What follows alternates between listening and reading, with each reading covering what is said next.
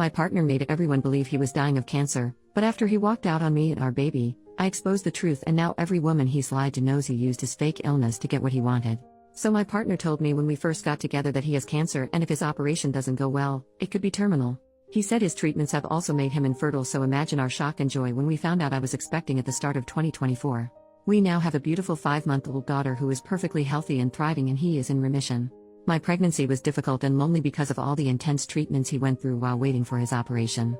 I did a lot on my own, knowing he desperately needed this to have the best chance possible of shrinking his tumor before having it removed so we can have a long happy life together as a family. He is currently living with his mom while he is in recovery so that it takes the pressure off me caring for both him and our baby until he is well enough to move into our new home with us. He still comes to our house and we go to his mom's all the time so our baby isn't missing him, and on Wednesdays he has his daddy-daughter days where it is just the two of them to make sure they are bonding well, and so he has the practice until he is well enough to care for her at home full time, and give me a little break too. Last week we had an attempted break-in at the house. I asked him to come over and stay here while I'm waiting for the locks to be changed because I'm scared, but he wouldn't. I was talking to his mom too, who slipped up telling me he wasn't home. Long story short, this is Reddit. I'm sure you can see where this is going. We argued for almost 2 days before my suspicions became too much and I went to Facebook. It took me less than an hour to find the first 2 women. During my pregnancy I was suspicious of a lot of things and put it all down to my hormones, as he would continuously tell me that I am paranoid and hurting him when I asked.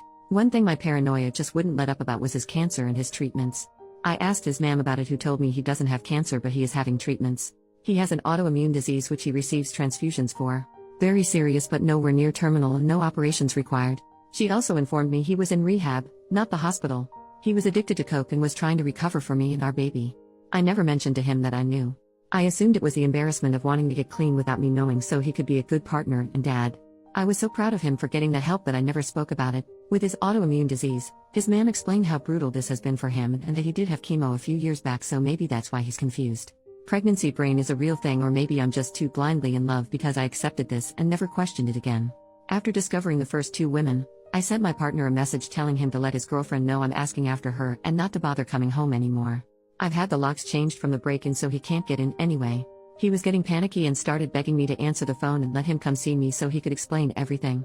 I started to see everything for what it was for the first time and realized how long he had been gaslighting me for, and told him no. Realizing he couldn't get through to me and now aware I was trying to contact his girlfriend, he panicked and went to her instead. During that time, I found a photo she had shared of the 2 of them and shared it to my profile with the caption, "Can someone please ask this woman to contact me?" She instantly blocked me, but her sister got in touch with me instead. Apparently the family have never trusted him and knew something was wrong. This affair is serious enough to have met the family.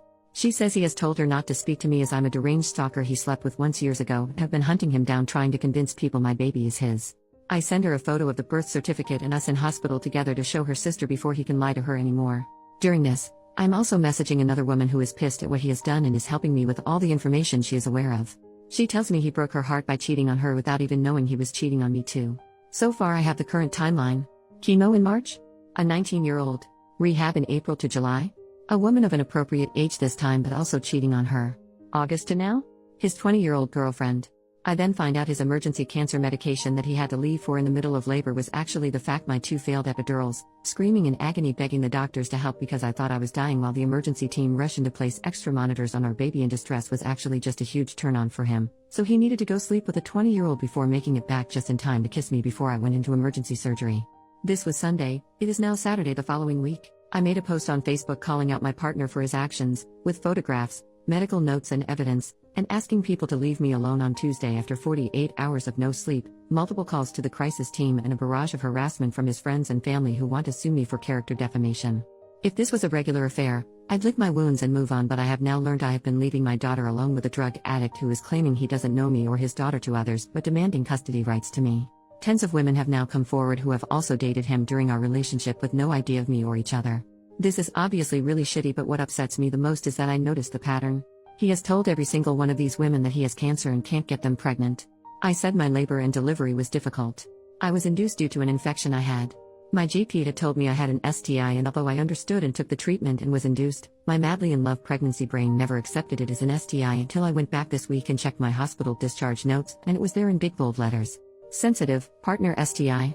He has been telling women that he has cancer and can't get them pregnant so they don't need protection, which led to an STI which almost unalived me and his daughter in labor, and he wasn't even there to be with us because he was sleeping with a young girl who also believes he has cancer. I decided to let everyone know that he in fact does not have cancer by using a screenshot of his mom's messages. All the women he has slept with to make sure they take a pregnancy and STI test, all his friends who he has been guilting for years over his condition, and also social services and the police for sexual endangerment. Me and my daughter now have safeguarding in place for us from a local organization for women leaving abusive relationships, so I feel very safe to reveal the truth about him and make sure all of his partners are safe and informed, seeing as he couldn't uphold his legal obligation of declaring an STI. I guess his postpartum girlfriend will do it for him. I have also had contact from many of his old friends, band members and ex-partners who have all gave me testimonies to use for the police and as backup for if his mother does in fact try to sue me. This man has been lying and manipulating women for over 9 years. So far everyone is now aware of his lies and I am waiting for my in-person meeting with the police. I can't imagine any updates from here as it will only be a legal battle that probably can't be shared, but if anything else of interest comes too, I will make sure to write about it. Edit to add. Oh, also, my partner is a primary school teacher. Some of OP's relevant comments. Commenter asks about past reports and why nothing was done. OP, it's come to light this week that his ex-partners have been reporting him for years to no avail. His mom is on the school board and her best friend is his head teacher. I'm hoping with the added element of social services this time and an investigation into child endangerment for our daughter, they can't sweep it under the carpet any longer. Commenter asks if authorities were involved. OP, we're in the UK. His complaints have been escalated to Lotto in the past, which is basically our version of what controls the school's judgment over any dangerous situations, but nothing happened. One of his exes have gave me all the details of their report to push that they ignored her and it's escalated to this. Commenter suggests exposing him online. OP, he deleted his Facebook after I made a post on there. He is the most convincing person you have ever met, but for the first time, someone proved him wrong by posting medical evidence and he couldn't take it. I'm waiting on approval to join Prick Advisor UK, and are we dating the man same northeast to warn all the other women I couldn't find myself. Commenter asks what STI he passed and if the baby was tested. OP, at the time I refused further testing in denial and regret it so much. I was just given a course of antibiotics and because my symptoms went, they left it at that for me. All I know is from the STI being untreated for so long I ended up with strep group B2, which is why I needed to be induced, so I was on an antibiotic drip when my waters were broken so my baby would be safe. She's perfectly healthy and faced no issues luckily. I think I've been lucky and whatever is was must not have turned to an STD because my medical documents only say partner STI. We also haven't slept together for a very long time now after my surgery, so I know I'm at least safe now. Commenter asks how he was able to juggle everything. OP, he would disappear from time to time and switch his phone off a lot, and not living together was a huge help for him. He would tell me he needed set days and time etc. as he can only work in routines for his recovery. Obviously I can look back now and see that really, he just needed to know which girl was where and when. I've been told by multiple people now that he will often just don't turn up to work because he's on a bender or at a woman's house, and I was kept in the dark because his mom's best friend is the head teacher and would cover for him. Commenter says their ex also faked cancer, was a drug addict, and abused them. OP, if he lives in the UK and used to be in a feminist punk band then there's a good chance. I'm so sorry for your experience and hope you've healed. X. Commenter suggests warning parents and exposing the school's involvement. OP, sadly I think parents are aware and not receiving help from the school in the situation. One woman he dated during the summer and she realized who he was when she went to drop her child off at school in September. She's been updating me to let me know that he wasn't seen in school for multiple days after my health visitors and social worker began the reports on Monday, but he was back in half a day Friday. Update, the next day, 9 hours later, I've spoken to the police this morning. There is nothing they can do unless they find the drugs on his person in the school, so nothing is stopping him from snorting a line before he starts work as long as he takes nothing else with him. They've implied the loophole is that they catch him behind the wheel and if some reported him driving on substances they could catch him that way. They said they can confirm that multiple reports and investigations have begun before even my report, so they are unable to share much information with me, even though he case involves me, but they told me it is imperative I apply for Clare's Law and have helped me with the application. It can take up to 10 days for my in-person meeting to provide my documents and then it can take several weeks for the information to be shared with me. Knowing what I do already, I feel sick that they have told me how important it is for me to make this application. I can't believe in a few weeks, he's going to discuss me even further when I receive his police records. My only silver lining is that once I have the police reports, on top of my medical reports, he doesn't stand a chance in family court and me and my girl will be free to restart our lives together. Also another little note, I've been looking for family court advice in a mom support group and have been informed that luckily she's only 5 months old and any name changes can be made before 6 months with only one parent's consent and the witnesses don't need to be his choice, so I will be removing his surname and his grand's name from her middle name, for her to take my surname and not have any more ties to his family. I just wanted to put an apology in here as well as a lot of people have commented on my poor writing.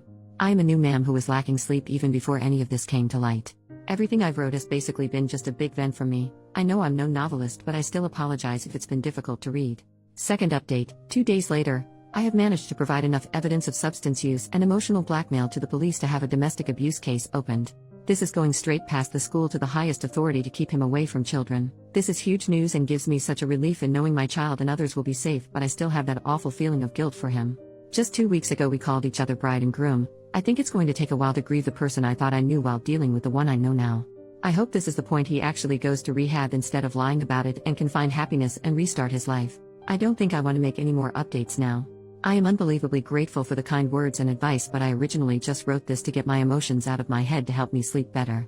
Thank you for letting me get this all off my chest. I didn't expect so many of you to be interested. I think me and my little girl are going to be okay.